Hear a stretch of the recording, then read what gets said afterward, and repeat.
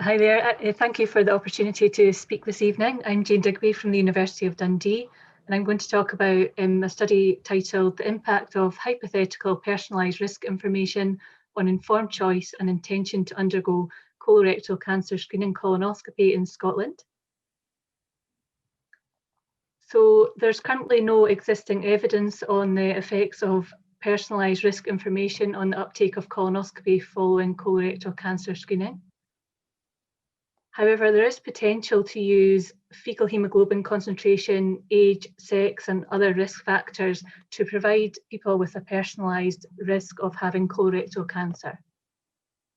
So this would allow people to weigh up the risks of colonoscopy, such as risks of bowel perforation and bleeding, and the emotional distress associated with the screening process, with their personalised risk of having colorectal cancer and the benefits of early detection. So this would empower people to make an informed decision around whether or not to have a colonoscopy.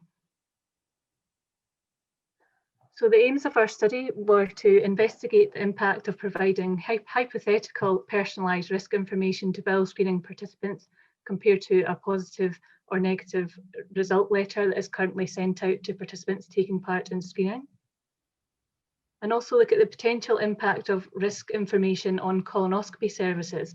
So if people are provided with more choice around whether or not to have a colonoscopy and more information, do more people want to have the test or less people? And also we wanted to look at the impact on emotional responses such as increased anxiety around the screening process. So because there are no established measures to aid informed choice in colorectal cancer screening, we developed novel personalised risk information materials over the course of a series of workshops held with patient and public involvement group members, and also an infographics expert who helped us to design our materials. We had 3 study arms for randomising participants. The first was one which provided numerical risk information, and participants were provided with 3 categories within the study arm of risk, the highest being 1 in 40, which was representative of the risk of people being diagnosed with colorectal cancer within 2 years of having a positive screening test result using the cutoff which is used in Scotland of 80 micrograms of hemoglobin per gram. The lowest risk category there is 1 in 3,500, and this is representative of people, the risk in people who have an undetectable fecal hemoglobin concentration. The 1 in 1,600 is everyone in between those 2 fecal hemoglobin categories.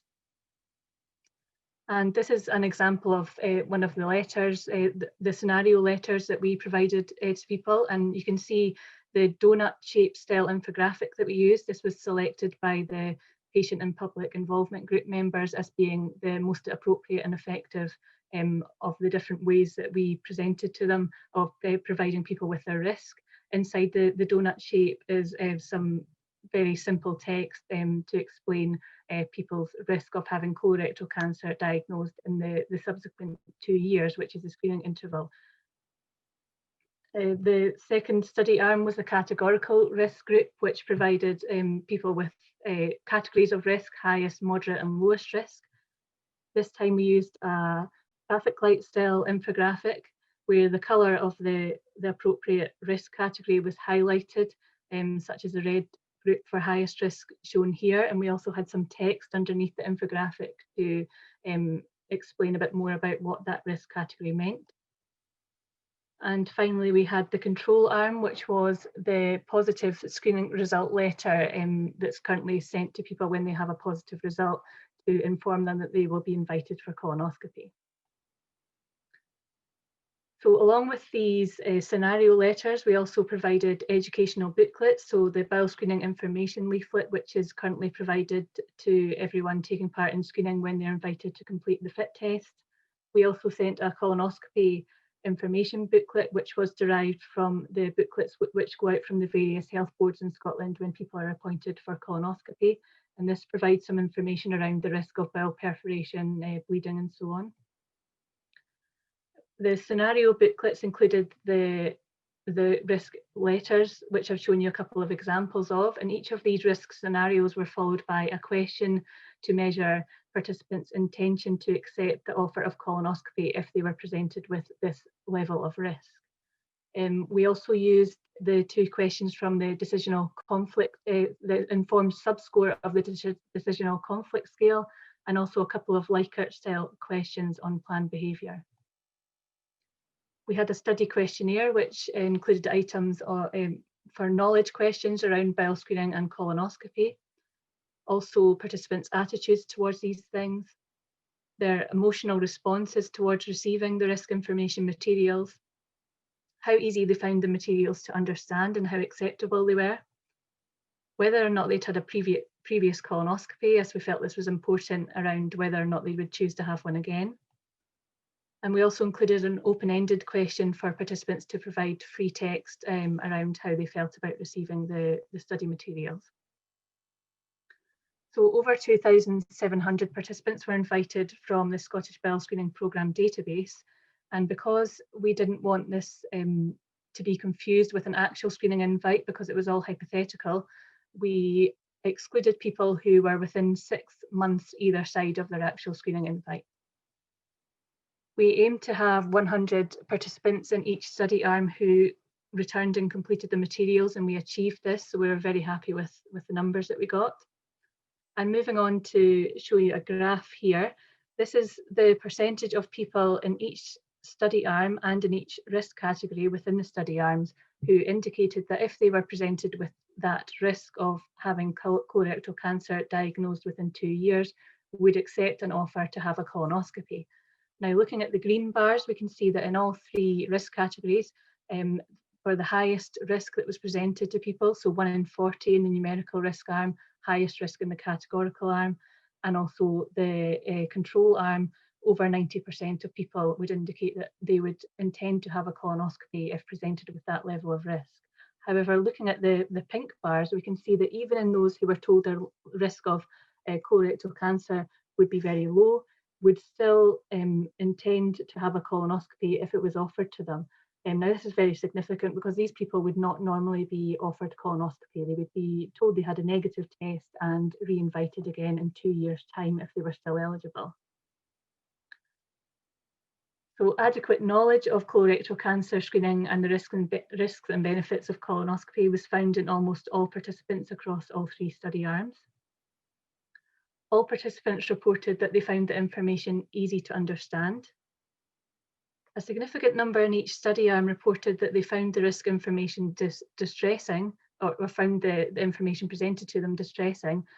This looked to be slightly lower in the 2 groups which received the risk information compared with the control arm, although this was not statistically significant.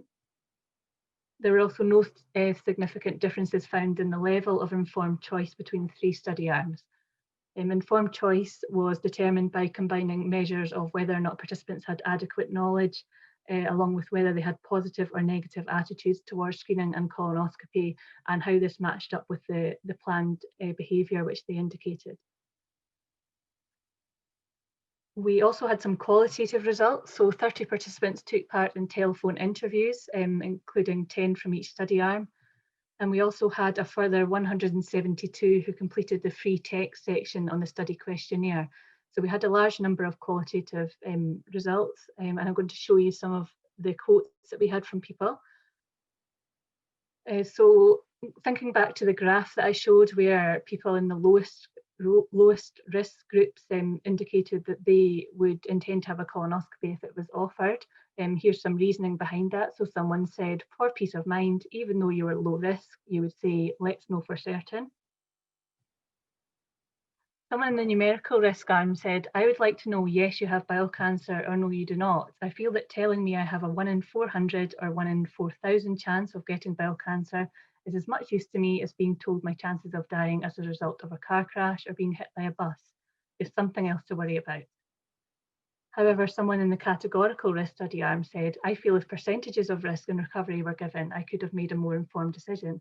This shows that it's probably down to personal preference between different people, what they find more effective for them in giving them their risk of having colorectal cancer.